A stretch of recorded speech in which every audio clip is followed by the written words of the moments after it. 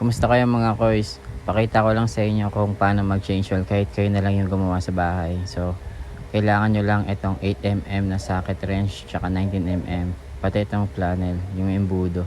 So, ayan, kailangan luwagan nyo muna yung drain plug. Patuloyin nyo muna yung langis.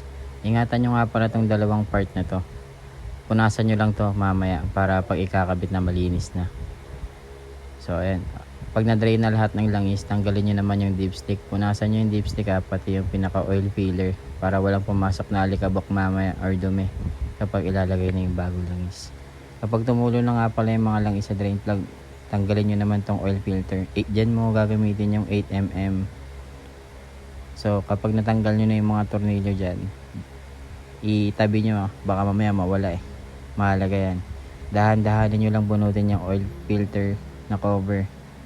Yan, bubungad na sa inyo yung oil filter na napakadumi. Tignan nyo, gaano kadumi sa akin.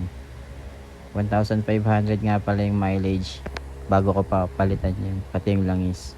So yan, punasan nyo lang kapag natanggal nyo na. Nang malinis ng basahan kailangan malinis para walang matirang dumi sa loob. So yan, punasan nyo rin tong oil cover, tapos itabi nyo.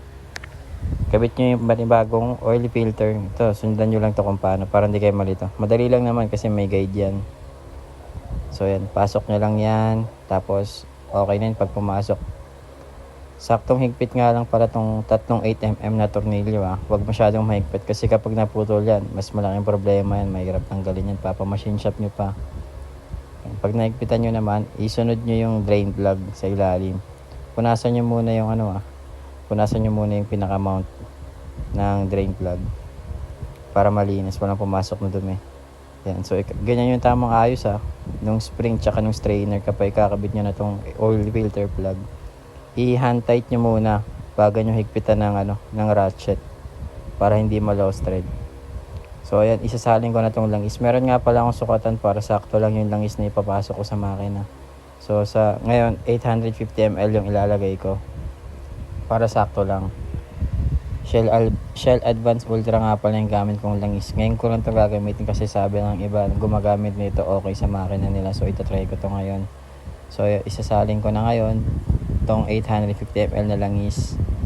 After kong masalin, punasan ko lang ulit yung dipstick tapos yung pinaka oil filler, yung pinaka labe. Yan, tapos higpitan ko na. Higpitan yung maigi kasi baka mamaya mapagtripan ng pag nasa labas nakapark, mahirap na.